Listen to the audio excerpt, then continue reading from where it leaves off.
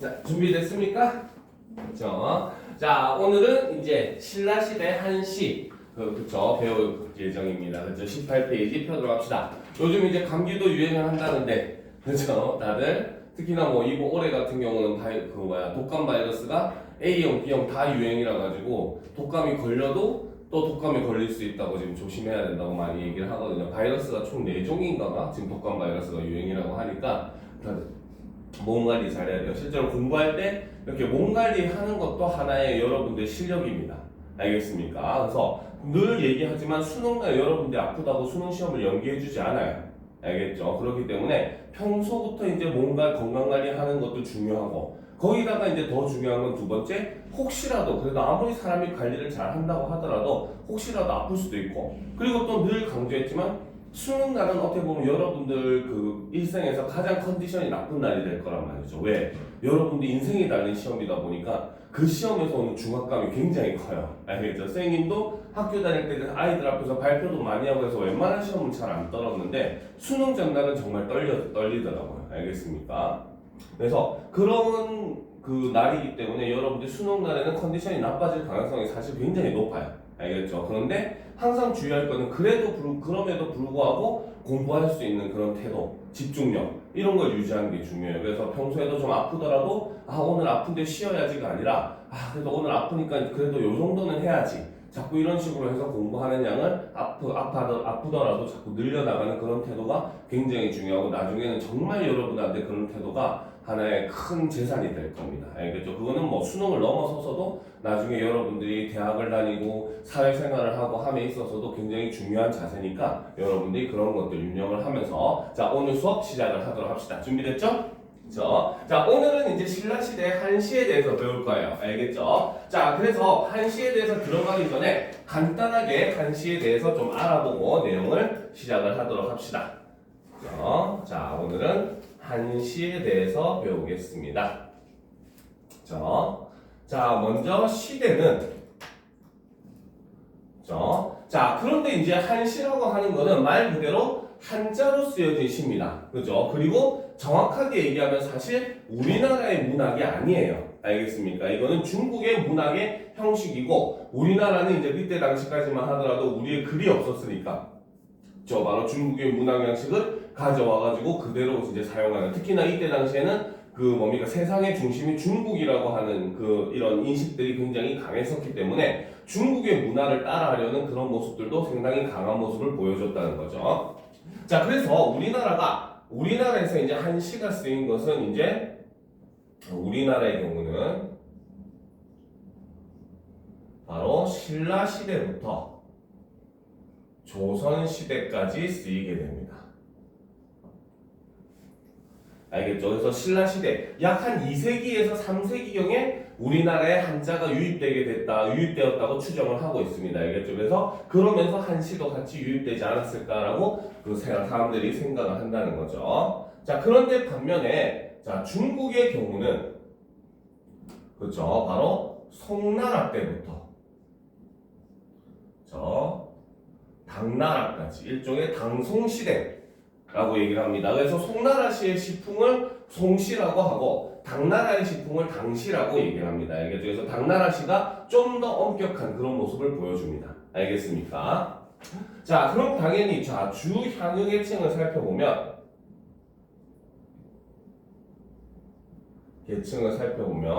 자, 문자 자체가 한자라고 하는 문자를 사용하고 있다 보니까 당연히 귀족계층 그렇죠. 신라시대에는 귀족계층을 중심으로 그리고 조선시대에는 양반 사대부를 중심으로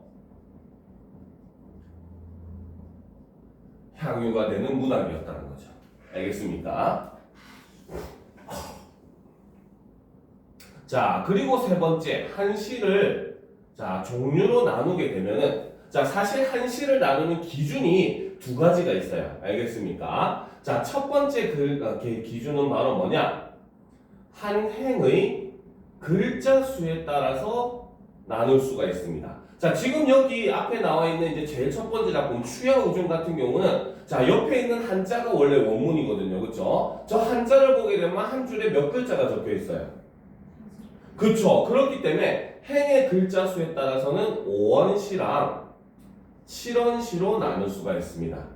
알겠죠? 여기서 여러분들한테 한 가지 더 지식을 준다면은 5원시 같은 경우는 두 글자, 세 글자 요렇게 끊을 거야. 알겠죠? 그런데 여기서 일곱 글자가 되면 7원시가 되면은 뒤에 붙는 게 아니라 앞에 두 글자가 더 붙습니다. 그래서 네 글자, 세 글자로 끊을 거예요. 알겠죠? 그러니까 우리가 춘향전에서 이제 한시 나오는 대표적인 내용이 있잖아요. 그렇죠? 이몽룡이 변사또의 생일잔치에서 지은 시도 읽을 때 보면 금준, 미주, 천인혈, 옥반가효, 만성고 이런 식으로 읽잖아요. 그렇죠? 그래서 네 글자, 세 글자로 끊어서 읽으면 됩니다. 알겠습니까?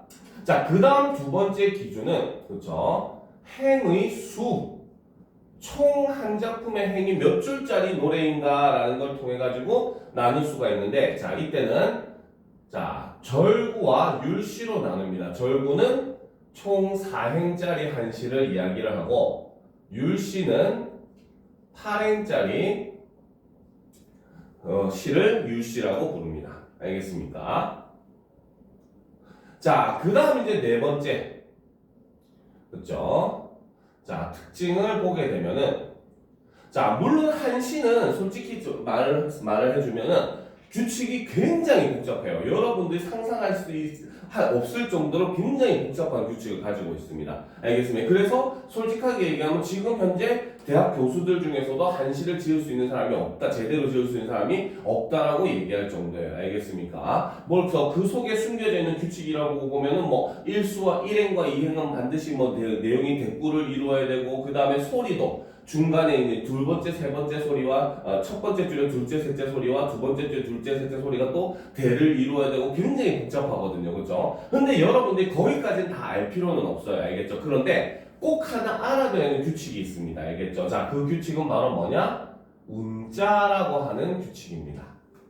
알겠습니까? 자, 운자라고 하는 거는 바로 뭐냐? 자, 절구시, 절구의 경우 1, 2, 4행.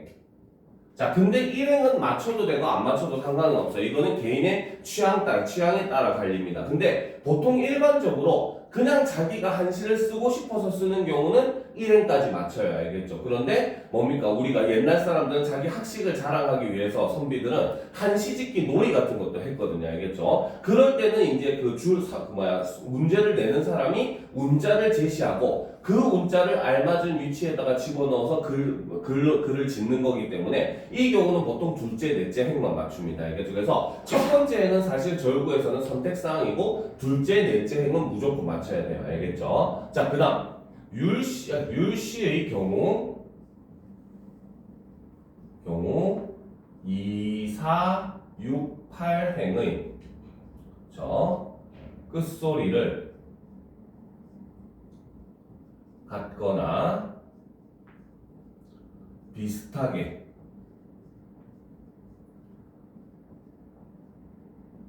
맞추는 걸 우리는 운자라고 얘기해요. 알겠습니까?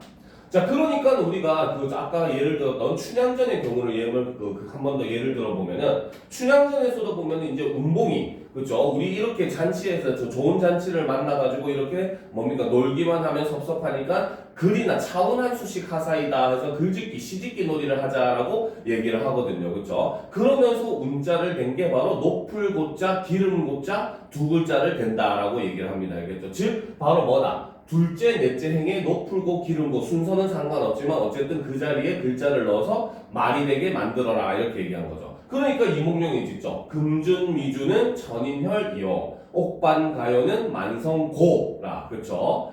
총루낙시, 민루낙이요. 가성고처, 원성고라. 그렇죠? 이렇게 해가지고 둘째, 넷째 자리에 고자를 집어넣는 거죠. 그렇죠? 이런 식으로 운자를 맞춰주는 특징이 있습니다. 그래서 여러분들이 한시의 다른 규칙은 알 필요가 없지만 요 운자의 특징은 꼭 알아둘 필요가 있어요. 알겠죠? 그리고 또 하나 여러분들한테 저 지식을 전달해주면은, 우리가 지금까지 여러분들도 많은 고등학교 다니면서 많은 고전 작품도 배워왔고, 그리고 선생님과도 여러 작품들을 많이 배워왔잖아요. 그렇죠? 현대시에서 조금씩 그런 모습이 나오는데, 이런 구조 들어봤죠? 선경, 후정 구조.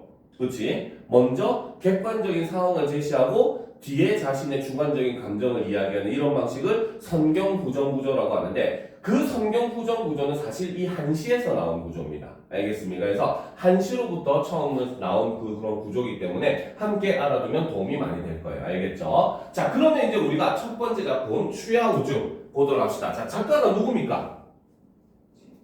최치원입니다. 그렇죠? 이 사람의 호는 해운이에요. 해운 최치원이라고 얘기합니다. 알겠죠? 자, 여러분들 이제 그 중학교 때도 그렇고 고등학교 때도 역사 배웠나? 고1 때? 역사 배웠죠. 그렇죠? 신라시대 우리가 역사를 보게 되면 신라는 뭡니까? 골품제라고 하는 신분제도를 취하게 됩니다. 그렇죠? 근데 이 골품제 같은 경우는 조선시대보다 훨씬 더 엄격한 신분제도였어요. 그래가지고 귀족계층이라고 하더라도 급을 나눠가지고 높은 귀족만이 가장 높은 관직에 올라갈 수 있고 낮은 귀족들은 낮은 관직만을 할 수 있는 굉장히 귀족들 자체도 급을 나누는 굉장히 엄격한 신분제도였죠. 그죠? 그래서 최치원 같은 경우는 신라시대 귀족계층이긴 했는데 육두품 출신, 바로 가장 최하위 그 귀족 출신이었습니다. 알겠죠? 그래서 최치원은 어렸을 때부터 자신이 이제 어떤 상황인지를 알고 있었나 봐요. 그래서 최치원은 7살 때 중국 당나라로 유학을 가게 됩니다. 알겠죠? 그래서 거기서 이제 공부를 해가지고 19살에 17인가 19인가 그때 그 외국인을 상대로 하는 과거 시험인 빈공과의 당나라에서 장원급제를 하게 되고 그러면서 거기서 이제 당나라에서 활동을 하면서 두각을 나타내게 되면서 당나라 황제의 총애를 받게 돼요. 알겠죠? 그러니까 최치원은 생각합니다. 아, 내가 이 큰 당나라에서 이렇게까지 인정을 받았는데 이제 우리 신라에 돌아가도 나의 능력을 인정해 주겠지. 이제는 이제 돌아가가지고 너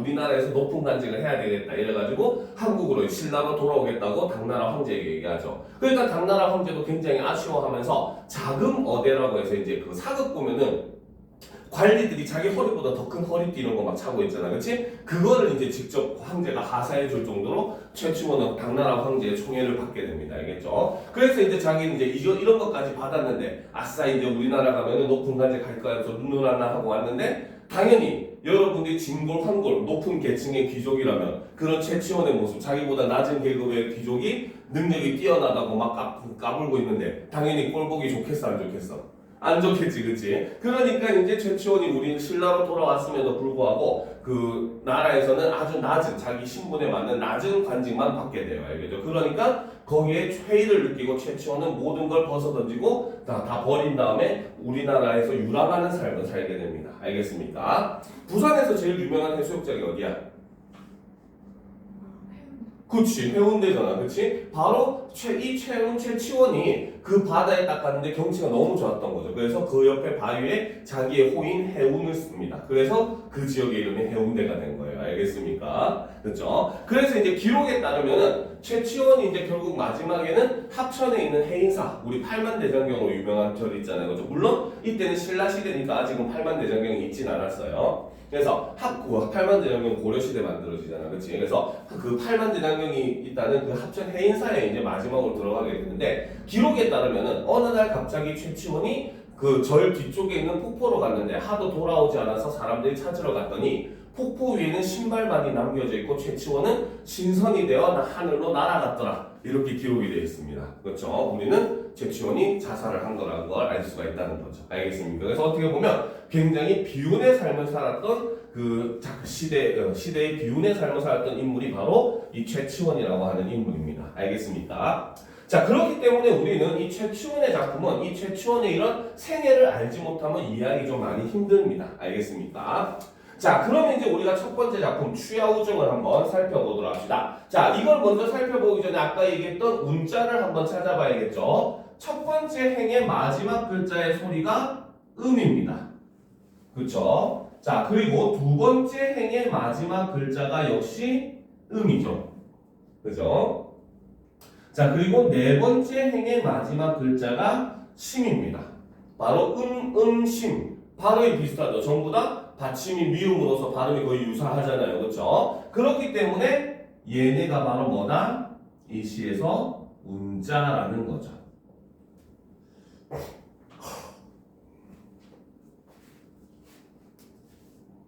됐습니까? 그렇죠? 자, 그러면 이제 우리가 최치원의 추야우증 내용을 한번 살펴보도록 합시다. 자, 가을바람에 오직 괴로이 읍조리나니라는 거죠. 자, 여기서 일단 가을바람이라고 하는 시어가 나옵니다. 그죠? 자, 가을바람, 일단 이걸로 우리가 알 수 있는 것은 이 작품이 쓰여진 계절적 배경이 언제다?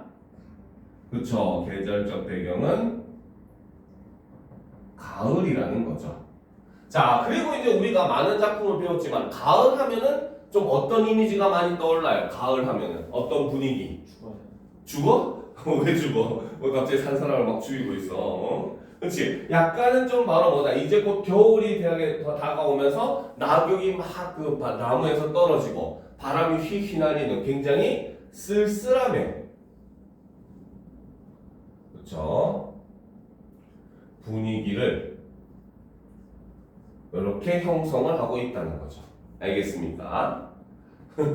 자, 그래서 가을바람에 오직 괴로이 읊조리 나니 세상에는 날 알아주느니 드물구나라는 거죠. 자, 세상에는 나를 알아주는 사람이 드물다. 즉 이것이 바로 뭐다? 화자가 괴로워하는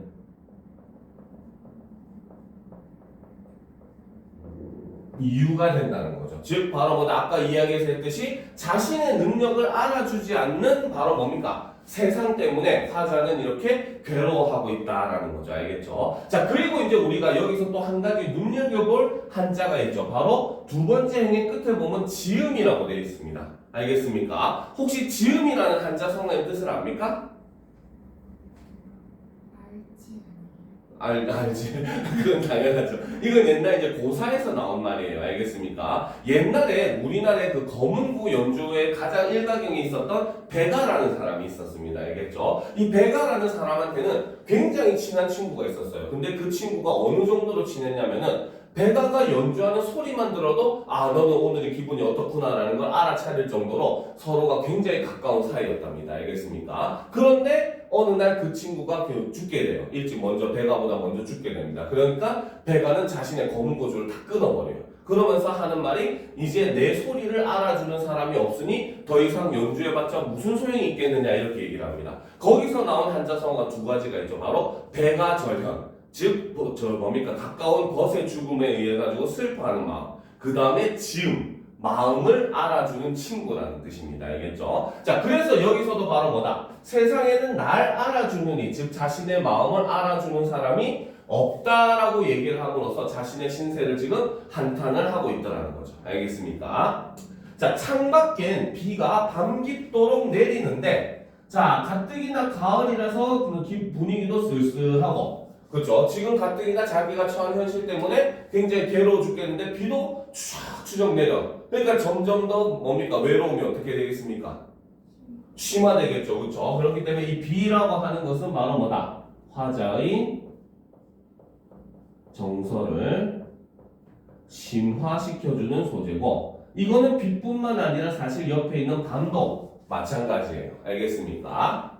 알겠죠? 그러니까 우리는 밤 되면 괜히 센치해지잖아. 그렇죠? 기분이 착 가라앉으면서. 그렇죠? 그러니까 지금 이 화자도 한밤중에 거기다 비까지 추적 내리니까 자신의 그런 외로움이라든지 고독함이 점점 더 커지더라는 거죠. 자, 그래서 화자는 마지막에 얘기합니다. 등불 앞에 내 마음 말리 먼 곳을 내닫네 라는 거죠. 자, 여기서 말리 먼 곳이라고 하는 것은 일종의 정서적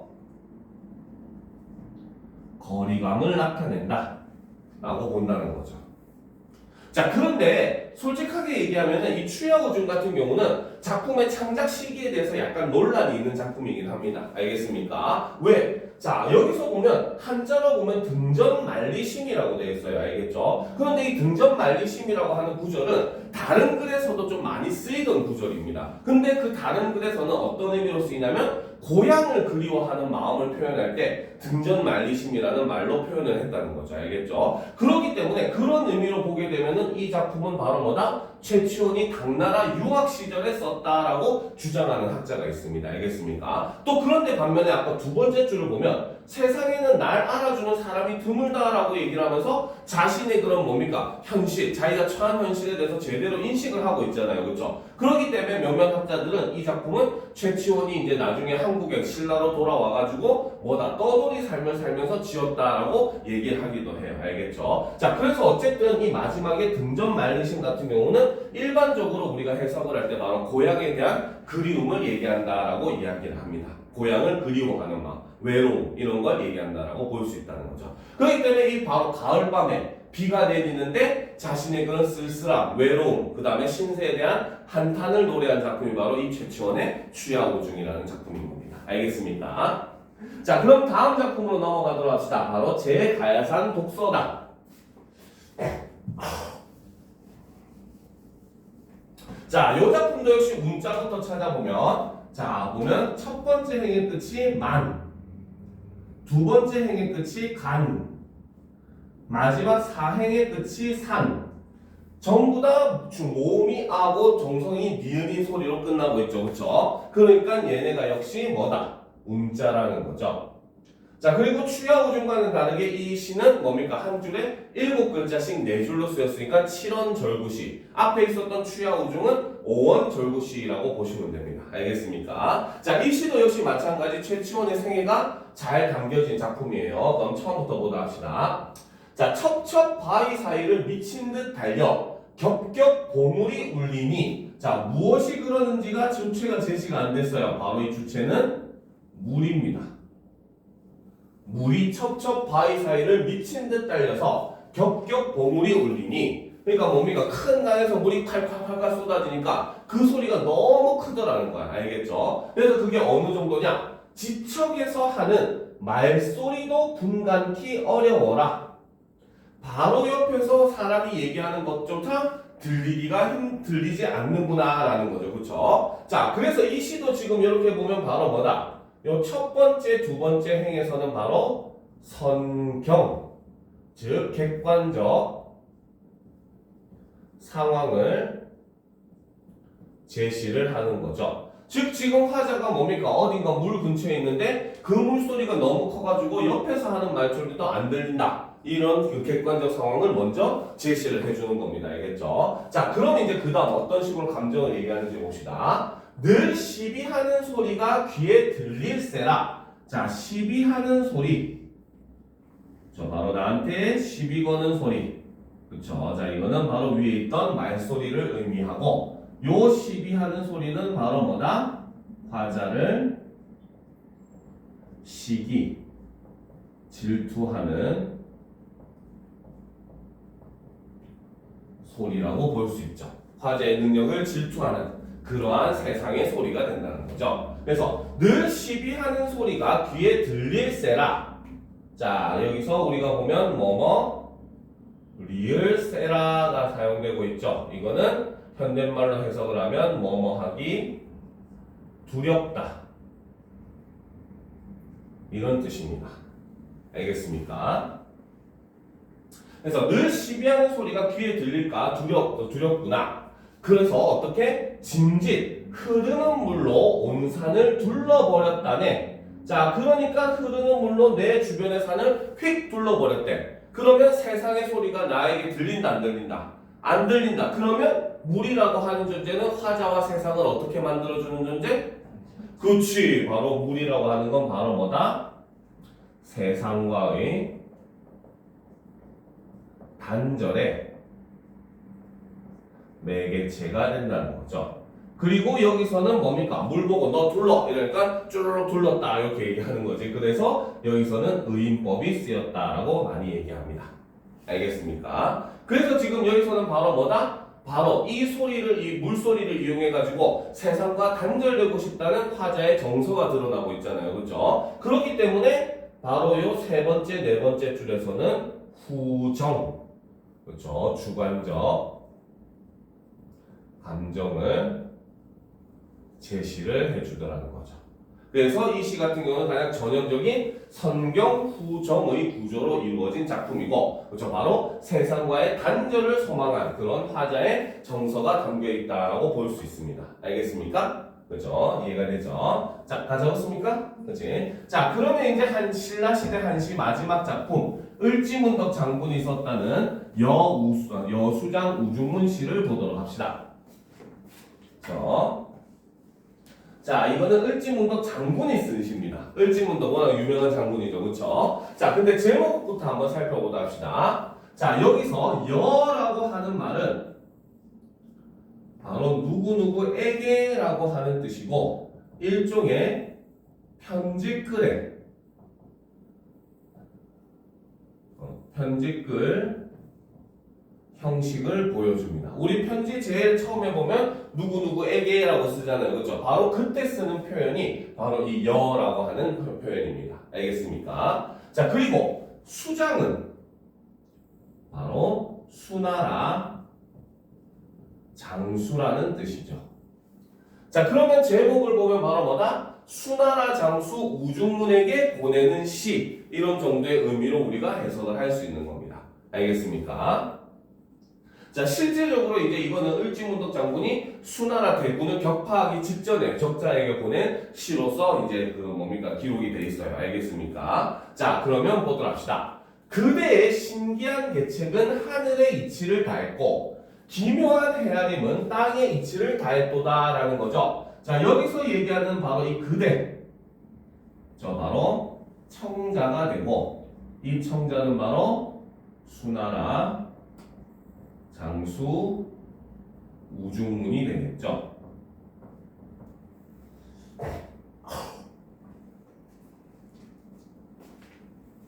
됐습니까? 그렇죠? 자, 그런데 자, 첫 번째 행과 두 번째 행의 내용을 보니까 너의 신기한 계책은 하늘의 이치를 다했고 기묘한 헤아림은 땅의 이치를 다했다. 뭐는 무엇의 이치를 다했다라는 문장 구조가 반복되고 있잖아요. 그렇기 때문에 여기서는 대꾸의 방법을 사용을 하고 있고, 그렇죠? 자, 이 대꾸의 방법을 사용해서 지금 화자는 어떻게 뭡니까? 상대의 능력을 예찬해주고 있다. 일단 먼저 띄어 올리는 거죠. 높이 띄어 올립니다. 그렇죠? 그래야 떨어질 때 충격이 더 크겠지. 그렇죠? 자, 그런데 이제 그 다음 줄을 봅시다. 전쟁에 이겨 그 공이 이미 높으니, 자, 이 시에서 사실 우리가 굉장히 주목해야 하는 단어는 바로 요 이미입니다. 알겠습니까? 즉, 지금까지 네가 여러 전쟁을 거치면서 공을 많이 세워가지고 네 공은 이미 매우 높이 위치해 있다. 그렇죠? 즉, 이미 너의 공은 지금 최고조에 달했다. 이런 뜻입니다. 그렇죠? 근데 이거를 거꾸로 얘기하면 바로 뭐다? 최고조에 달했으면 앞으로는 뭐 할 일만 남아있어? 떨어질 일만 남는 거지, 그치? 자, 그렇기 때문에 여기서 우리는 이것이 일종의 반어적 표현이다 라고 얘기를 합니다. 알겠습니까? 자, 그래서 이 말은 바로 무엇이다? 그쵸? 바로 이미 저 상대의 공적이 최고조에 달했다 라는 뜻이고, 이 말은 이걸 다른 말로 얘기하면 바로 뭐다? 앞으로는 전쟁에서 질 일만 남았다, 이런 뜻이 된다는 거죠. 그러니까 너는 나한테 질 것이다, 사실 이런 뜻인 겁니다. 알겠습니까? 자, 그래서 이제 마지막에 얘기합니다. 만족함을 알고 그만두기를 바라노라. 자, 이게 바로 이 시에서 핵심적으로 하고자 했었던 바로 주제이 되겠죠. 핵심의 내용이 되겠죠. 그렇죠? 그래서 여기서 담고 있는 것은 바로 뭐다? 전쟁을 그만두고 퇴군하기를 권유를 하고 있다는 거죠. 그리고 실제로 이 구절은 노자의 도덕경에 나오는 구절입니다. 알겠습니까? 그래서 만족함을 알고 그만해야 된다. 일종의 우리 뭐 속담으로 치면은 한자성어로 치면 과유불급, 넘치는 것은 모자란만 못하다라고 얘기하잖아요. 그렇지? 그러니까 적당한 때에 만족함을 알고 그만둬야 한다라는 걸 얘기하는 노자의 도덕경의 구절을 인용해서 상대방은 이제 일종의 조롱하는 시였습니다. 그러니까 실제로 뭡니까? 우중문은 이 시를 읽고 겁나 빡이 치죠. 그렇죠? 그래가지고 결국 쳐들어오게 되면서 을지문덕이 살수해서 다 몰살시켜버립니다. 알겠습니까? 그렇죠? 바로 그렇게 이제 역사적인 이제 사건과 관련되어 있는 작품이 바로 이 여수장 우중문 시가 된다는 거죠. 알겠습니까? 자, 그러면 이제 우리가 여기까지 한 시를 다 살펴봤어요. 자, 그러면 이제 다음 페이지에 있는 우리가 이제 설화로 넘어가도록 합시다. 준비됐습니까? 자, 오늘은 이제 단군 신화까지 수업을 하고 잠시 쉬는 시간을 가질 겁니다. 알겠죠? 자, 그런데 역시 우리가 이것도 단군 신화를 하기 전에 그 설화에 대해서 조금 우리가 정리를 하고 넘어가야 되겠죠. 그렇죠? 자, 그러면 보도록 합시다. 자, 설화라고 하는 것은 자, 먼저 개념을 보게 되면 자, 설화는 바로 신화, 전설, 민담을 합해 이르는 말입니다. 구비문학 중에서 신화, 전설, 민담을 합쳐서 우리는 묶어서 설화라고 얘기를 해요. 다 알겠습니까? 자, 이 설화는 당연히 전승 방식이 바로 뭐다? 구비 전승이 되게 됩니다. 입에서 입으로 전해지게 된다는 거죠. 알겠습니까?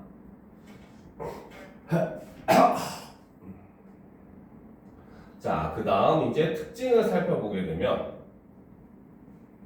그렇죠? 자, 이거는 전부 다 이제 구비전승으로 인해서 나타나게 되는 특징이에요. 알겠습니까? 자, 첫 번째로는 바로 뭐다?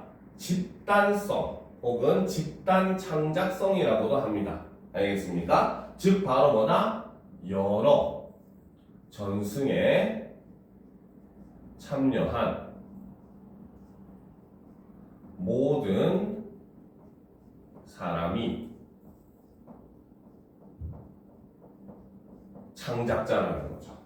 그렇죠? 왜? 선생님이 여러분한테 너무 재밌는 얘기를 해줬어. 그렇지? 그래서 너무 재밌어가지고 여러분이 그 얘기를 친구한테 해주는데 그러면 여러분들 선생님이 한 얘기를 토시 하나 안 틀리고 분위기까지 똑같이 다 할 수 있겠어? 아니잖아요. 그죠? 그러니까 이야기는 뭡니까? 전해지는 과정에서 자꾸 변화를 하잖아요. 와전되면서, 그치? 그러니까 바로 뭡니까? 자꾸 전해지면서 살이 덧붙고 빠지고 막 이런 모습을 보여준다는 거죠. 그러니까 사실 이 전승에 참여한 모든 사람이 전부 다 바로 뭐다? 그 이야기의 창작자가 된다라고 볼 수 있다는 겁니다. 무슨 말인지 알겠습니까? 자, 그리고 두 번째. 그렇죠? 다음. 많은 이본이 존재를 하죠. 그래서 이본이라고 하는 것은 같은 이야기인데 중간중간 조금씩 내용이 다른 겁니다. 알겠습니까? 이런 것도 역시 사실 바로 뭐다? 앞에 있었던 집단성에 의해 가지고 나타나게 되는 성질이라고 볼 수가 있어요. 알겠죠? 자, 그럼 이제 네 번째 간단하게 자, 종류를 나누어서 한번 설명을 해볼 건데, 자, 요거는 이제 선생님이 신화전설 민담을 비교를 하는 모습을 보여줄 거고, 이걸 이제 표로 그릴 거예요. 그러니까 다 보고 필기를 하도록 합시다. 알겠습니까? 자, 그래서 우리가 요거를 신화전설 민담, 자, 설화 속에서도 이거를 나눈다는 것은 각각이 이제 서로 다른 특징이 있다는 거겠죠. 그렇죠? 자, 그러면 우리가 한번 신화, 전설, 민담을 나누어서 한번 보도록 합시다. 자, 먼저 첫 번째 작품의 주인공도 달라요. 알겠습니까? 신화의 주인공은 누굴까요?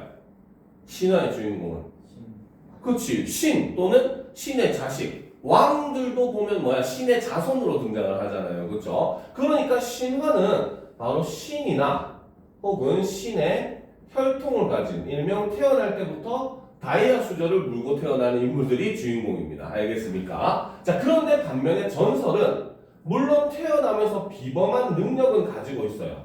알겠죠? 그런데 전설의 주인공 같은 경우는 흑수저인 경우가 많습니다. 알겠습니다. 특히나 영웅전설 같은 경우는 어때? 민중을 위한 영웅을 사람들이 바라는 것이었고, 그러다 보니까 이 민중의 심정을 제대로 알려면은 민중에서 태어난 사람이어야 된다라고 하는 이 정서가 있었기 때문에 그 영웅전설 같은 거의 주인공들은 전부 다 비범한 능력을 가지긴 했으나 일반적으로 굉장히 가난한 집에서 태어나는 그런 인물들로 많이 묘사가 돼요. 그러니까 신화와 전설의 주인공의 가장 큰 차이는 바로 뭐다? 바로 수저론이라는 거죠. 그렇죠? 바로 부모님이 신은 다이아 수저를 물고 태어났으면 신화, 그렇죠? 흑수저를 물고 태어났으면 전설이 되는 겁니다. 알겠죠? 자, 반면에 민담은 굉장히 평범한 인물이 주인공입니다. 물론 일반적인 사람보다 조금 더 똑똑하고 혹은 뭐 방귀를 잘 뀌고 그렇죠. 이런 독특한 능력을 가졌다라고 생각되는 인물들이 주인공이긴 하지만 어쨌든 그거는 앞에 있던 신화나 전설과는 좀 다른 막 전부 다 너무나 비현실적이거나 전부 다 좀 이상한 그런 내용은 아니라는 겁니다. 알겠죠? 그냥 일반 사람보다 조금 더 뛰어난 정도의 그런 능력을 가진 평범한 인물이 주인공이라는 거죠. 알겠죠?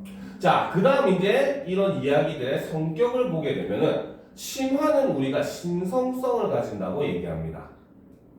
알겠습니까? 왜? 신화, 우리가 우리나라의 신화하면 당군 신화, 그 다음에 고구려 이제 건국 신화, 백제 건국 신화, 신라 건국 신화, 가야 근고 건국 신화 이런 것들 있잖아요, 그렇죠? 이런 것들은 전부 다 뭡니까? 한 나라의 탄생 혹은 뭡니까? 우리 민족의 탄생에 대한 얘기란 말이죠. 그러니까 이건 우리 시조에 대한 얘기고 우리는 당연히 그렇기 때문에 당군 신화로 막 농담을 하거나 이렇게 잘 안 합니다. 알겠습니까? 왜? 일반적으로 사람들은 당군이라고 하는 존재에 대한 일종의 그래도 아직까지 신앙심이라든가 비슷한 그런 존경심이 존재를 하기 때문이죠. 그렇죠? 자, 그렇기 때문에 신화의 이야기는 신성한 이야기라고 인식을 하죠. 자, 반면에 전설은 물론 막 귀신이 나오고 사람이 돛을 쓰고 하는 거는 조금 믿기는 힘들지만 어쨌든 뭔가 이 일이 있었다라고 비슷한 일이 있었을 것이다라고 생각을 해요. 그래서 우리는 이것을 사실성이라고 얘기를 합니다. 알겠죠? 자, 반면에 민담은 흥미만을 가지죠. 재미만을 가집니다.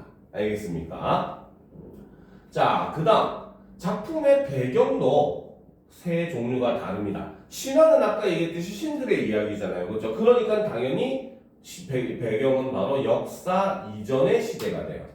즉 인간들만이 살던 시기 이전, 신들만이 살았거나 혹은 신과 인간이 공존하던 시기의 이야기였기 때문에 이런 시기를 우리는 역사 시대 이전이다, 신화 시대다라고 얘기를 합니다. 알겠죠? 자, 반면에 전설은 배경이 굉장히 좀 구체적으로 드러나요. 특히나 시간적 배경은 좀 막연할 수 있어도 반면에 그 공간적 배경만은 굉장히 정확하게 드러납니다. 그래서 막 지리산자락 어느 마을에 이렇게 얘기하면 지리산이라고 하는 구체적 산 이름이 등장을 하잖아요. 그렇죠? 자, 그 다음 반면에 민담은 뭡니까? 배경이 굉장히 막연해요. 그래서 여러분들 할머니 할아버지가 옛날 옛적 호랑이 담배 피던 시절에 하면은 민담일 가능성이 99%가 되는 겁니다. 알겠습니까?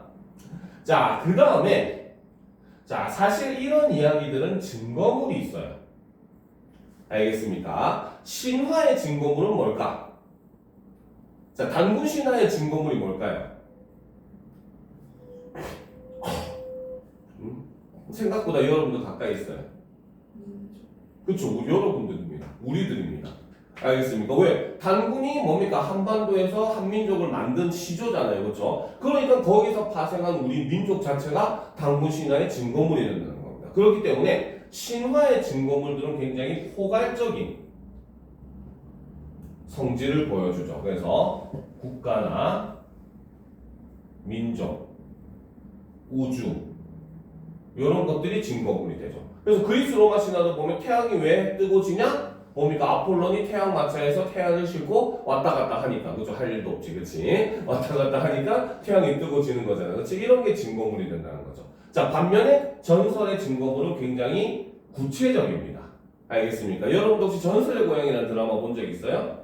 하도 옛날 드라마 본 적 없겠지, 그치? 이건 이제 우리나라 지역에 전해지는 전설을 드라마로 만들어가지고 반영을 했었던 그런 드라마거든요. 근데 이 드라마가 항상 시작하기 전에 어떻게 하냐면 나레이션에서 옛날 옛적 충청남도 어느 지역에 가면은 큰 선악나무가 있는데 여기에 얽힌 이야기는 다음과 같다 이러면서 마치 얘기하듯이 시작하고 그러면서 이제 드라마가 시작이 되거든요. 그렇죠? 이런 것들 바로 아까 충청남도라고 하는 구체적인 지명이 등장했고 거기에 이제 뭡니까? 큰 이제 바위에 이런 얽힌 이야기가 있다라고 하면 그 바위가 바로 이 이야기의 증거물이 된다는 거. 그러니까 증거물이 있으니까 어때? 사람들이 뭡니까? 진짜로 뭐 귀신이 나오고 한지 모르겠지만 어쨌든 비슷한 일이 있었을 것이다 라고 생각을 한다는 거죠. 알겠죠? 그런데 반면에 민담은 증거물이 없습니다. 알겠죠? 그래서 간혹 가다가는 전설 중에 증거물이 소실되어서 뭐 자연재해라든지 혹은 뭐 여러 가지 또 현대로 오면서는 공사나 이런 걸 하면서 훼손될 수 있잖아요. 그렇죠? 그래서 증거물들이 사라져가지고 민담화되는 경우도 있어요. 알겠죠? 자, 그럼 이제 또 마지막으로 하나 더 살펴볼 게 바로 전승 범위도. 우리가 알아볼 필요가 있죠. 자, 신화는 아까도 얘기했듯이 어떤 국가나 민족의 기원에 대한 이야기가 많다고 했잖아요. 그렇죠? 그러니까 당연히 전승되는 범위도 국가나 민족 단위로 전승이 됩니다. 물론 요즘이야 인터넷이라고 하는 게 워낙 발달돼 있고 책도 많이 발행이 돼 있으니까 다른 나라의 신화를 우리가 볼 수 있지만 그전에는 우리가 이런 신화가 있었는지 그리스 로마에 이런 신화가 있었는지도 몰랐어요. 그렇죠? 왜? 그 지역에서만 일단은 전해지는 그런 얘기라고 보니까 알겠죠? 자, 반면에 전설도 역시 마찬가지 아까 얘기했죠. 굉장히 구체적인 증거물이 존재를 한다고 했잖아. 그러니까 당연히 그 증거물 주변의 마을에서 전승이 되겠죠. 그러니까 굉장히 지역적인 모습을 보여줍니다. 알겠습니까? 자, 그런데 반면에 민담은 증거물도 없고 하다 보니까 굉장히 포괄적인 전승의 모습을 보여줘. 심지어 민담 같은 경우는 국가와 국가를 넘어서서 전승이 되기도 합니다. 그래서 실제로 우리나라에 거제도 가면은 민담 중에 제덕이 이야기라는 민담이 있어요. 알겠죠? 이게 사실 서양의 신데렐라가 그 거제도 지역에 전해지면서 민담화되는 겁니다. 왜? 실제로 6.25 당시 거제도에는 포로 수용소가 있었거든요. 그러니까 그 포로 수용소에 왔다 갔다 하던 미군들에 의해 가지고 미국의 일종의 그 뭡니까 민담인 신데렐라 이야기가 전파가 되게 되고 그래서 그 지역에 맞춰서 각색되어서 제덕이 이야기라고 하는 작품으로 지금까지도 전해지고 있다는 겁니다. 알겠습니까? 자, 그럼 요거 표 그려놓도록 하고 수업을 시작하도록 합시다. 당문신화.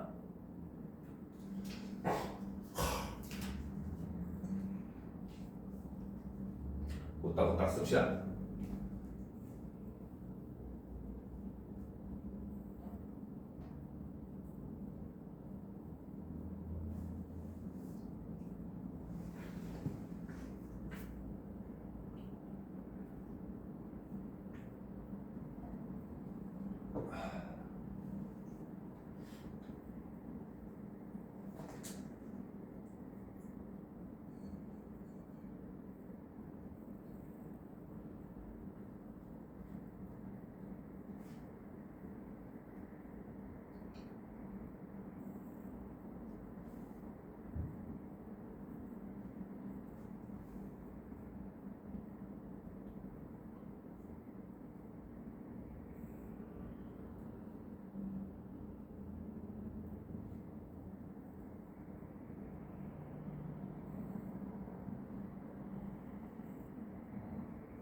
왜? 어느 거? 민담 성격. 성격 흥미성.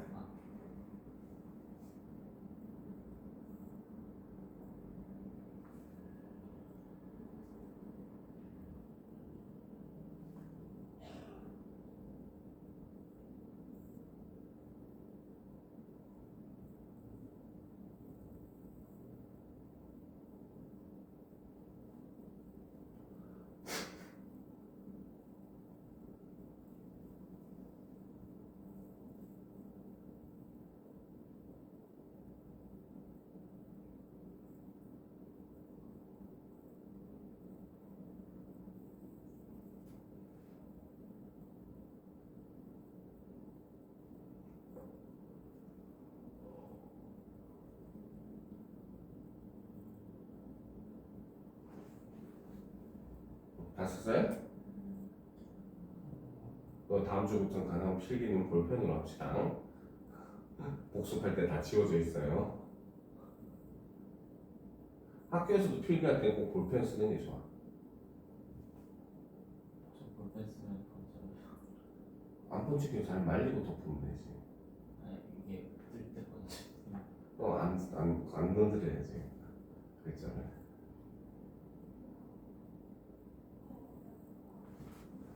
됐습니까?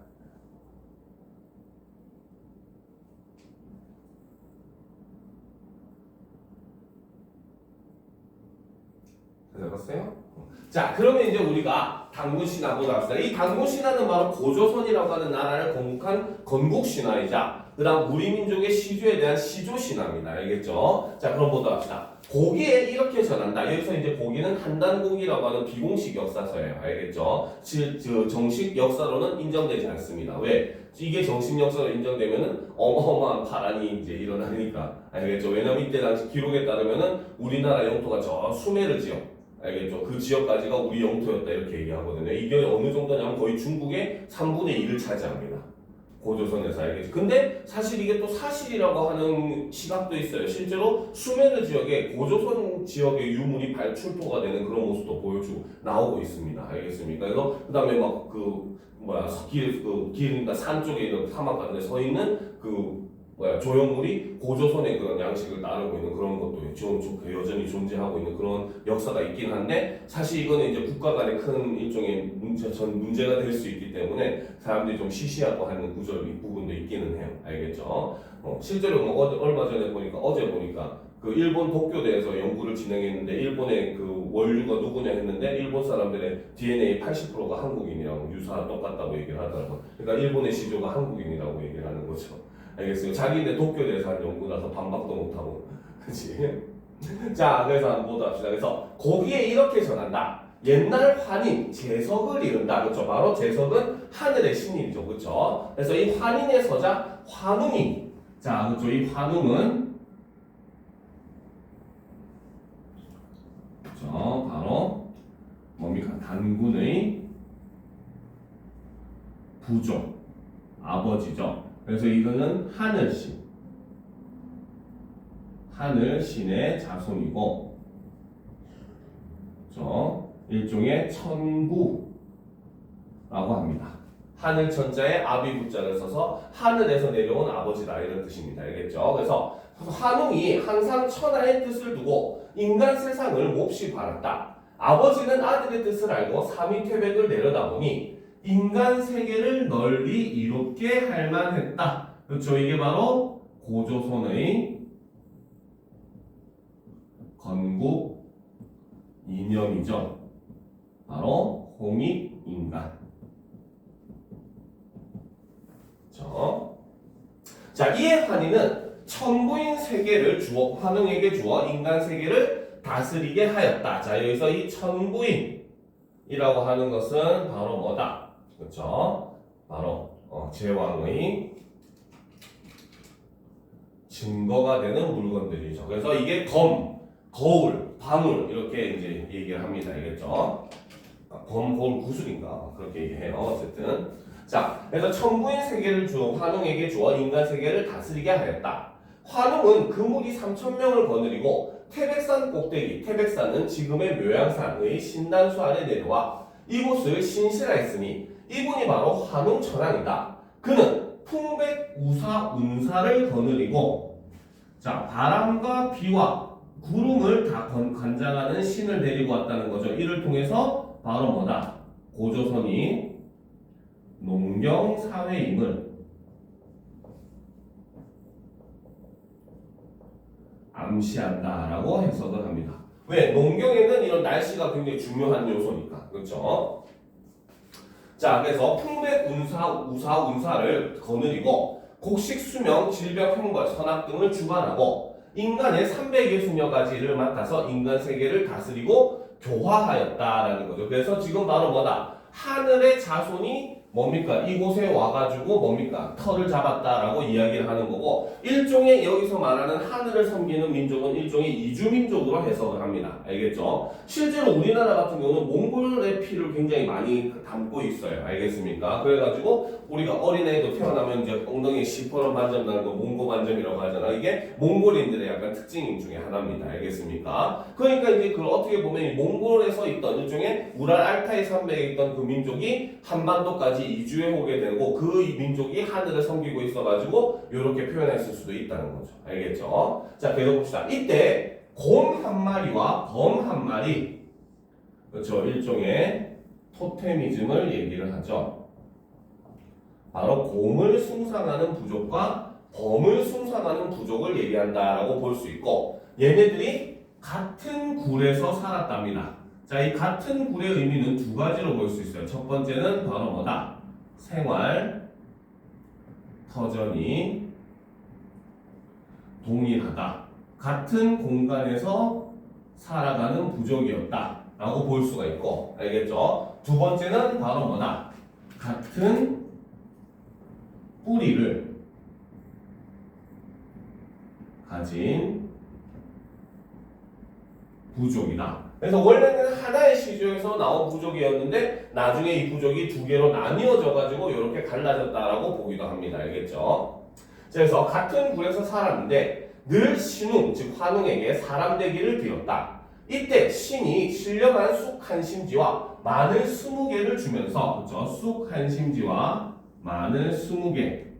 자, 이거를 준다는 거죠. 이거는 일종의 바로 뭐다? 통과 의례적 요소이고 이것은 바로 수성, 동물의 성질을 지우기 위한 과정이다. 이렇게 볼 수 있다는 거죠. 알겠습니까? 그래서 쑥 한 심지와 마늘 20개를 주면서 너희들이 이것을 먹고 100일 동안 햇빛을 보지 않는다면 곧 사람이 될 것이다. 곰과 범은 이것을 받아 먹었다라는 거죠. 자, 여기서 지금 얘기하죠. 너희들이 이것을 먹고 100일 동안 햇빛을 보지 않는다면 곧 사람이 될 것이다. 자, 이거는 바로 금기 모티브죠. 자, 근데 설화에서 금기는 반드시 어떻게 돼? 깨지잖아. 그렇죠? 꼭 하지 말라는 데 해가지고 사고가 나죠. 그렇죠? 공포영화에서도 꼭 하지 말라는 짓 하면 먼저 죽듯이. 그치? 자, 봅시다. 곰과 곰은 이것을 받아서 먹었다. 기한 지 21일 만에 곰은 여자의 몸이 되었으나 범은 능히 기하지 못했으므로 사람이 되지 못했다. 그래서 이것도 역시 바로 뭐다? 두 부족 간의 경쟁에서 곰 부족이 승리했다라는 걸 의미로 해석을 한다는 겁니다. 알겠죠? 자, 웅녀는 자, 여기 웅녀가 바로 단군의 어머니죠. 그렇죠? 바로 단군의 모죠. 즉 땅에 있던 존재, 즉 지모의 모습을 봅니다. 알겠죠? 그렇기 때문에 이러한 설화를 우리는 천부지모형 설화다라고 얘기를 해요. 아버지는 하늘 신의 자손이고 어머니는 땅의 신의 자손이다라는 거죠. 그렇죠? 여러분들은 곰탱이의 자손입니다. 알겠죠? 자, 그래서 웅녀는 그와 혼인할 상대가 없었으므로 항상 신단수 아래서 아이 100일을 축원했다. 환웅은 이에 임시로 변하여 그와 결혼해 주었더니 그는 임신하여 아들을 낳았다. 이름을 단군 왕검이라고 했다. 자, 여기서 단군은 그렇죠? 바로 종교적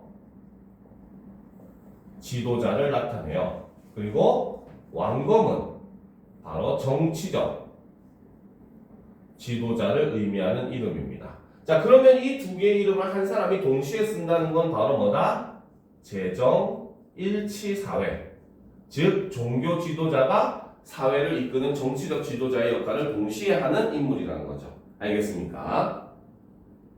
자, 그럼 좀 올려놓고 보다 합시다.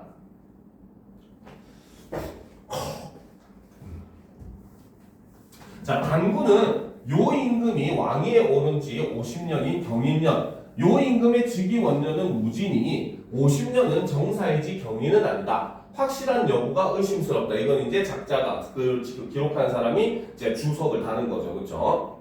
자, 저 경인년에 평양성 지금의 서경의 도읍을 정하고 비로소 조선이라고 불렀다. 원래 이름이 조선이에요. 근데 우리 역사에서 조선이 두 번 있어서 구분하기 위해서 고조선이라고 하는 거죠.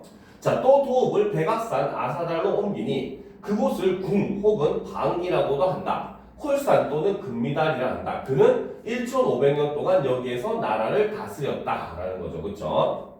자, 주나라 호황이 왕위에 오른 기묘년에 기자를 조선에 봉하니, 여러분들 역사 시간에 보면은 그 뭡니까 고조선은 3단계로 나뉘는데 첫 번째가 당군조선, 그 다음이 위만조선, 마지막이 기자조선 이렇게 하잖아요. 바로 그 기자조선의 모습이죠. 봉하니 단군은 장단경으로 옮겼다가 후에 아사달에 돌아와 은거하다가 산신이 되었는데 그때 나이가 1908세였다.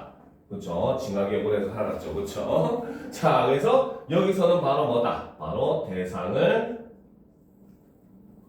신격화 시킴으로써, 그렇죠? 바로 숭배의 대상으로 만들어 놓는다는 거죠. 알겠습니까? 그래서 바로 이것이 우리나라의 이제 고조선이라고 하는 나라의 건국 신화이자 우리 민족의 시조 신화인 당군 신화의 내용인 겁니다. 알겠죠? 자, 이번 시간 수업은 여기까지 하고 10분 쉰 다음에 이어서 이제 우리가 현대문학으로 넘어가도록 합시다.